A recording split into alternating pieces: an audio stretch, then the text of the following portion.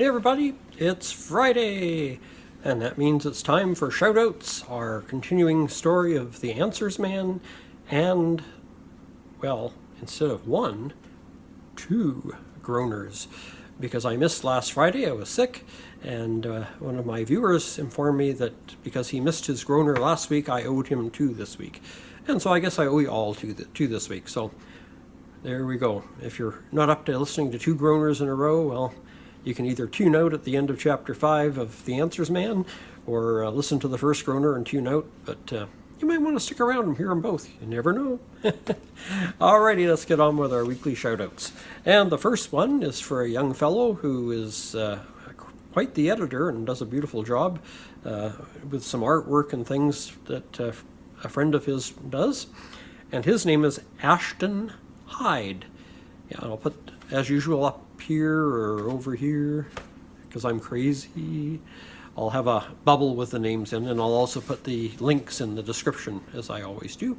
And there'll be links also to the Answers Man previous chapters there as well. So if this is your first time watching, before you watch me read Chapter 5, you might want to go back and hear the first 4 chapters so you know what's going on and aren't dropped into the middle of something you don't understand. Alrighty, let's get on with this. So Ashtin Hyde is our first shout out. Our second is Diggin with Deej. And Deej does quite a few different things, actually. She does do metal detecting. She does bottle hunting. She does artifact restorations and hiking. And yeah, just a fascinating channel. I encourage you to go check out Digging with Deej. And our third one doesn't post on a regular basis, so don't expect a new video every single week. Some weeks he might put up 2 or 3, some weeks he might not put up any. But when he does put them up, they're worth watching, and it's Ambs. That's A-M-B-S. And interesting channel about all sorts of different things, but mostly to do with vehicles and traveling. So check out Herb. His latest one is a video on a lonely stretch of desert road. So that just came out. I enjoyed watching that this morning, actually. So check out Herb Ambs. All right, that's our shout-outs for this week. And now you're all waiting to hear Chapter 5 of The Answers Man. Monday morning following my devotional time with Abby, I phoned Fate and Sally to set up an appointment to meet with them. Unfortunately, their schedule was full for the day. While I had Fate on the phone, I asked him if he or Sally had been able to think of anyone who would have reason to kidnap or harm Pastor Wainwright. He said no one came to mind, but he would talk it over again with Sally and get back to me.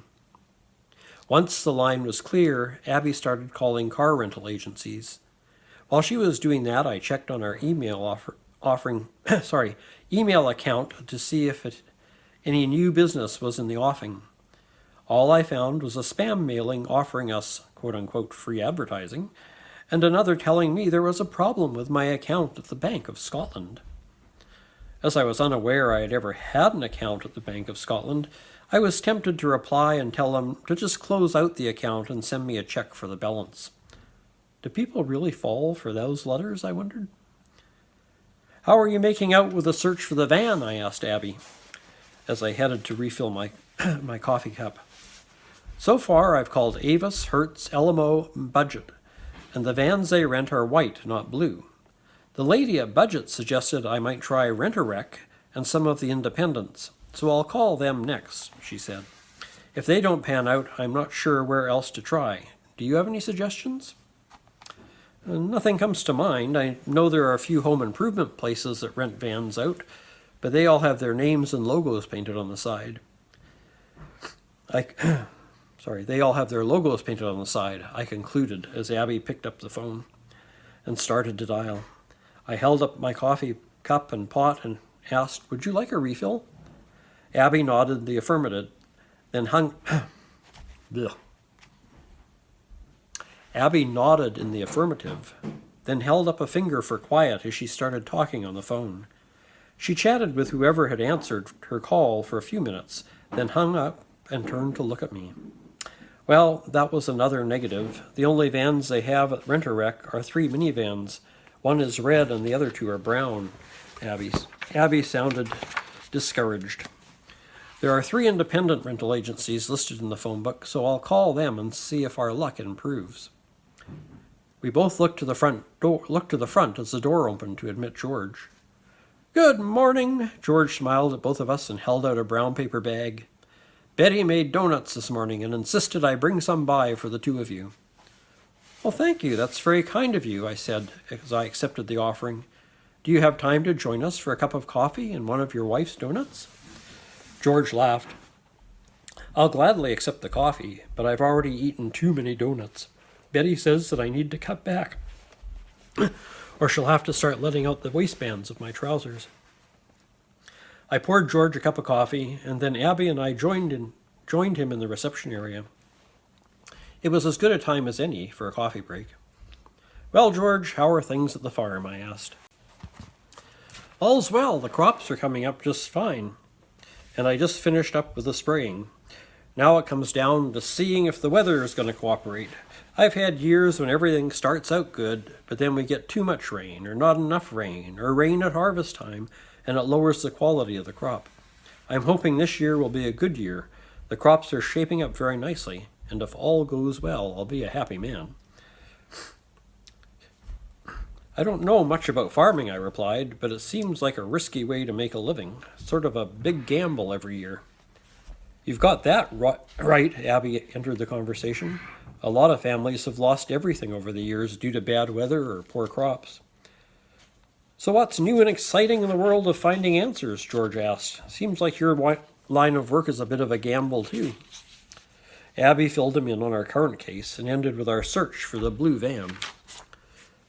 Anderson's Hardware in Gurneyville has an old pale blue van that they lend to customers on occasion, George stated. Abby jumped up and headed for the phone. A few minutes later, I heard her say, "Bingo!" as she hung up the receiver. Before she could say more, the phone rang. In the excitement, re the van, she forgot to answer with Harvey's Answers and merely said, "Hello." George distracted me from Abby's conversation by asking how I was enjoying life in a small town. To be honest, it's taking a bit of getting used to. Having lived in the big city all my life and been basically ignored, suddenly being greeted by everyone on the street and having people know what's happening in my life before I tell them is unnerving, to say the least, I replied. I know what you mean. In this town, sometimes people say, "Bless you," before you even sneeze, George said with a grin. I only ever lived in Ryerville, so I guess having everyone know my business just seems normal to me. I have to admit there are times when it can be a bit annoying. Heck, last year I was going to have a surprise birthday party for Betty. Darned if she didn't know about it before I even started the planning. At that point, Abby returned, grinning like the proverbial Cheshire cat. Well, are you going to share what you've learned, or just keep us in suspense? I queried. You will never guess who just called about the earring, she said, almost bubbling with excitement. You're probably right. I'll never be able to guess, but I'll wager it was a woman, and she was very likely over the age of 60, I proffered. You are spot on with both guesses. It was Mildred Thompson, the grandmother of Robert the preacher, Abby proclaimed. She described the earring to a T, including the fact that it was a clip-on. She seemed very happy at it being found and asked me where I found it. So what did you tell her? I asked. I reminded her that we met at the coffee hour at church on Sunday and told her I found it in the parking lot when we were leaving. Abby said she seemed very relieved and claimed that she lost it the previous Sunday but wasn't sure exactly where or when. She just noticed it was missing when she got home. She told me the earrings weren't worth much, but have sentimental value, as her late husband had given them to her. I told her I had to come into the city later in the week and would leave the earring at the church office for her. That was quick thinking on your part. I wonder if she knows something about the pastor's disappearance. Why would she lie about when she lost the earring? It couldn't have been the previous Sunday, or the janitor would have found it when he vacuumed. Add to that the fact I found her earring in the office, and it makes it a whole more likely that she's hiding something. I said, I heard you say bingo when you got off the phone with a hardware store in Gurneyville. Did you find out something helpful? Abby sat down next to George, took a sip of her now cold coffee, pulled a face, and answered me, saying, "Yes, Mr. Gregg, the owner, said he lent his van out on Monday and was really peeved at the customer because he was supposed to take the plywood he bought home and bring the van right back. Instead, he didn't return it until late Tuesday afternoon. Plus, he brought it back covered in mud. Mr. Gregg said he told the customer he could take the van to the car wash and wash the mud off, or he would charge him to have it professionally cleaned.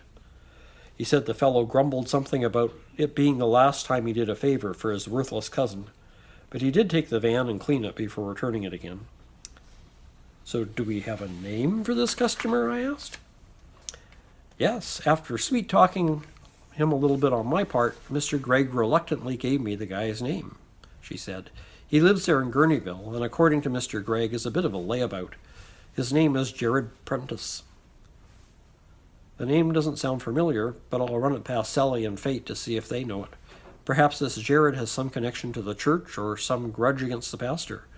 We should probably still call those other rental places just in case this doesn't pan out. George got up off the sofa, thanked us for the coffee, and took his leave. I returned to my office and placed a call to Fate and Sally. Sally answered on the first ring. "Hi, Sally, it's Frank," I said. "Listen, I think we might be getting close to an answer to this mystery. We've located a pale blue van, which might be the one seen at the church, but the name of the fellow who had borrowed it isn't one I've come across before. Do you or Fate know a fellow named Jared Prentice?" "That name sounds vaguely familiar. Let me check with Fate," Sally replied. "Fate! Fate! Do you know a guy named Jared Prentice?" I heard her yelling in the background. I heard Fate say something, but couldn't make out what. After a moment, Fate's voice came over the phone. "Hi, Frank. Sally says you're looking for a guy named Jared Prentice. If I am remembering right, he came to church a few times with Mildred Thomas. I think he's another one of her grandsons. I don't think he lives here in town, but comes to visit her once in a while. I honestly can't remember the last time I saw him around. It might have been Easter." "Well, now, isn't that interesting?" I said. "We have just found out that the earring I found in the church office belongs to Mildred. This seems to be a bit too much of a coincidence. Have you and Sally thought of anyone regarding motive or angle?" "We've thought about it," Fate responded, "but really can't think of anyone who would go so far as kidnapping the pastor. But having said that, I know Mildred was pretty upset with Pastor Dennis for not letting Robert preach more. In fact, at one point, she petitioned the Board of Elders to hire Robert as an associate pastor. They declined her petition due to the lack of funds to pay a second pastor's salary. Honestly, though, I couldn't see her kidnapping Pastor over that. Mildred is about as straight-laced as they come. In fact, I once saw her read the riot act to a poor kid who took an extra wafer from the communion plate. You would have thought he'd stolen the collection the way she laid into him.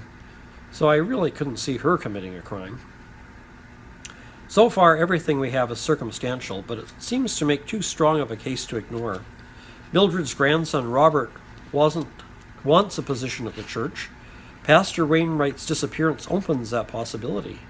Mildred lost an earring in the church office the day the pastor went missing, and another of her grandsons, Robert's cousin, had access to and used a pale blue van on the same day as the one seen at the church at the time Pastor Dennis vanished. It all seems a bit too much to just ignore," I explained.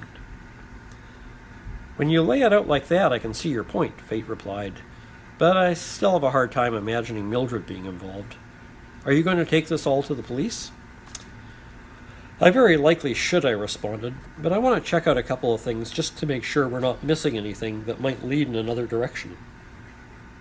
Fate was quiet for a moment, then asked, "Things like what? I don't see how you could get much more of a case to take to the cops than you have, unless, of course, you actually find Pastor Wainwright." "I understand what you're saying, Fate, but the more dots I can connect, so to speak, the better the chance that the police will take it seriously. Right now, most of this could be explained away as coincidence. Say, do you happen to have Jerry's phone number? I'd like to ask him a few questions." And with that simple request, my circumstantial case began to unwind. I called the number for Jerry, which Fate had given me, and after questioning him, found out he hadn't vacuumed the church office on Monday because he had been sick. He told me he'd called Pastor at home on Monday morning, and Pastor Wainwright had told him that he thought the church could survive until Jerry felt better. With this new information, it now seemed that Mildred's earring might have been there since the previous Sunday, as she claimed. Say, Jerry, do you know anyone with a pale blue cargo van that might have been at the church on Tuesday? I continued with my questions. No, the only van I ever see around the church is the one that delivers my supplies from the janitorial company, but their van's red, Jerry told me. Have you noticed anything unusual, any strangers hanging around the property lately? Nope, I ain't noticed nothing like that, Jerry answered. Just the usual kids playing in the parking lot. I got some teenagers painting graffiti on the back of the church last year, but that's about it. Well, thank you for your time, Jerry. If you think of anything that might be important, please give me a call. I said goodbye after giving him my cell phone number and receiving his assurance that he would call me if he thought of anything. Next, I looked up Jared Prentice's phone number online, then placed a call to him. May the good Lord forgive me, but I lied to him and said I was calling from the insurance company in regard to some damage to the van he'd borrowed from Gurneyville Hardware. After listening to a torrent of cussing and swearing from his end, I finally got Jared calmed down enough to tell me that he had used the van to take some plywood sheets out to his cousin Debbie's goat farm and had gotten it stuck in a muddy farmyard. He said he ended up spending the night there, and for some reason, maybe having too many beers the night before, he slept so well he didn't wake up till 4:30 the following afternoon. By then, Debbie had used the tractor to pull the van out of the mud and had unloaded the plywood. That was why he was late bringing the van back and why it was so muddy.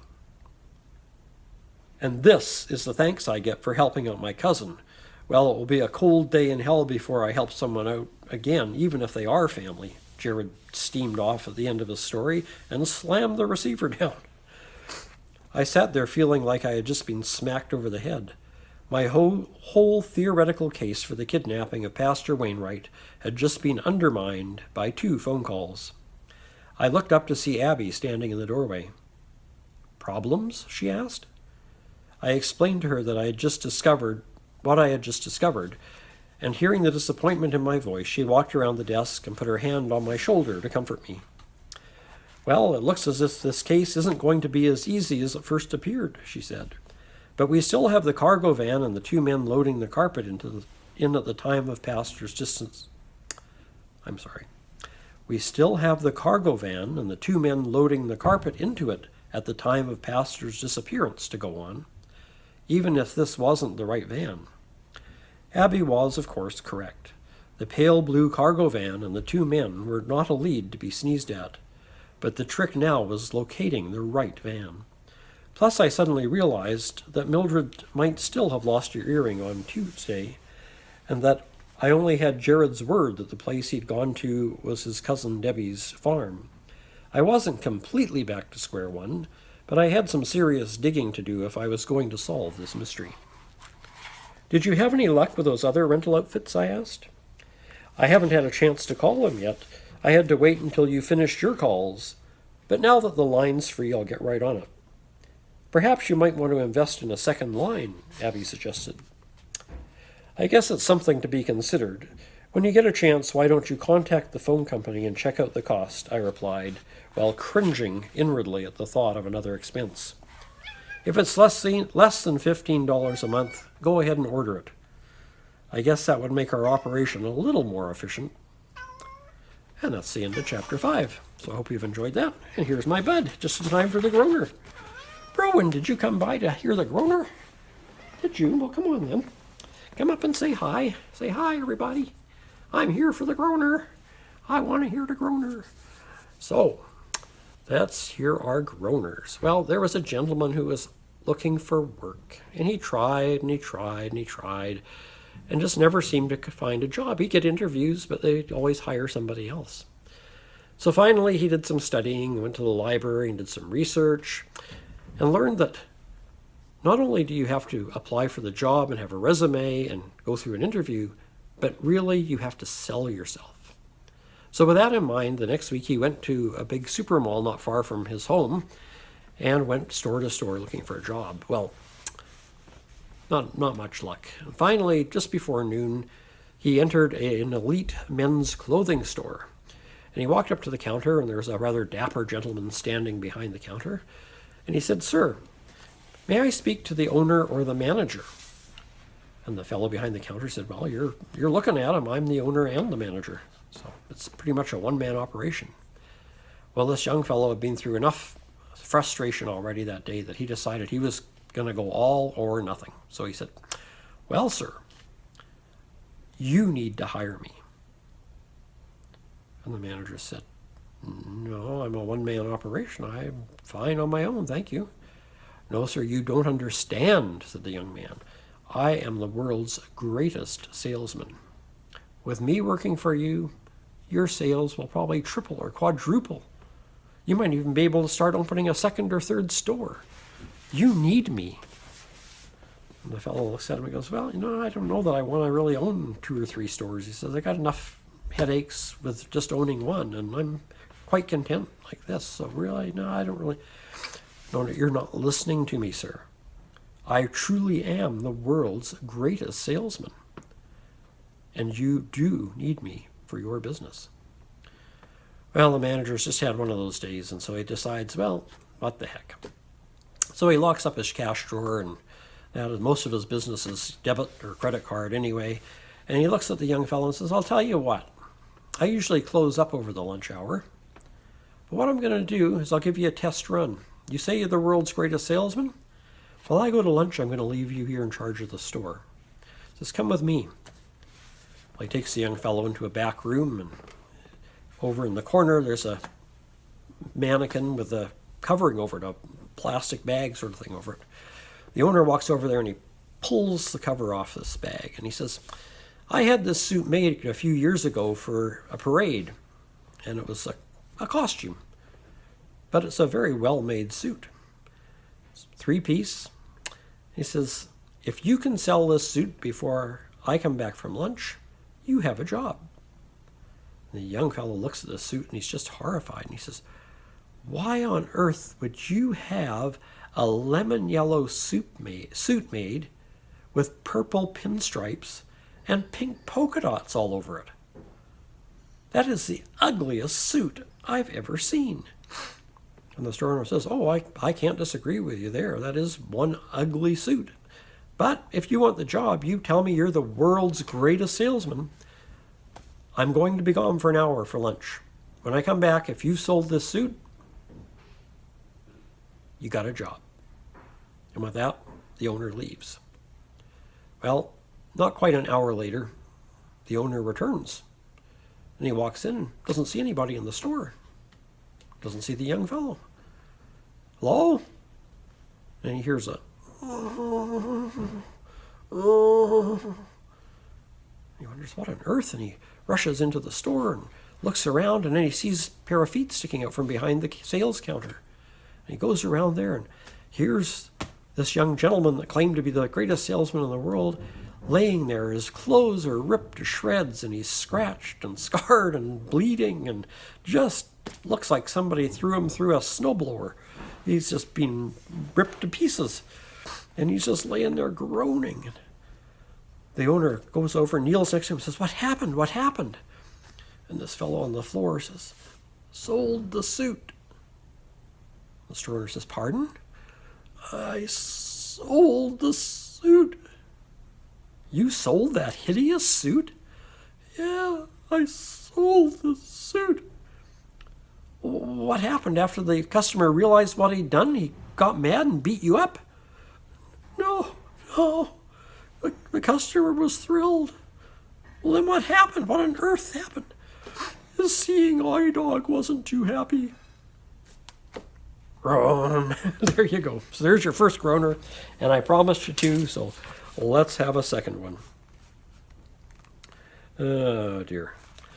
There was many years ago, back when trains were the way to travel in North America, a very well-known and rather arrogant and self-absorbed businessman got on the train in New York City and slipped the conductor, or the porter, sorry, not the conductor, the porter, $20, which back then was a fair bit of money, and said, I want you to wake me just before we reach Buffalo because I need to get off there. I have a really important business meeting, so I can't afford to miss it. So please wake me up when we reach, just before we reach Buffalo. The porter said, yes, sir, no problem, sir. Right. Well, at 9 o'clock the next morning, this businessman wakes up in Chicago, and he is livid. And he goes storming through the train, and he finds the porter that he'd given the $20 to, and he berates the guy and just chews him up one side and down the other and cusses and swears at him and tells him, I paid you to wake me up before Buffalo so I could get off in Buffalo, and now I've blown a deal and missed. You realize what you've done to me? And boy, the profanities flow, and man, the poor porter's speechless. Finally, the businessman just drops him and storms off the train. Well, some of the other passengers, of course, observe this happening, and one gentleman goes over and says to the porter, are you okay? Porter says, yeah. The guy says, man, I can't believe how calm you were and how you took that. That wasn't very nice. For him to use that kind of language and berate you like that, that's just horrible. I've never heard such foul language. The porter says, oh, that was nothing. You should have heard the man that I put off the train in Buffalo. There you go. Here's your second groaner. I hope you enjoyed today's video. My friends, have a great weekend, and I'll see you on Tuesday for whatever we're going to do, baking or cooking or grilling or something, but it'll be to do with food, and it'll be tasty. So until then, take care, stay safe, have a wonderful, wonderful weekend, and God bless.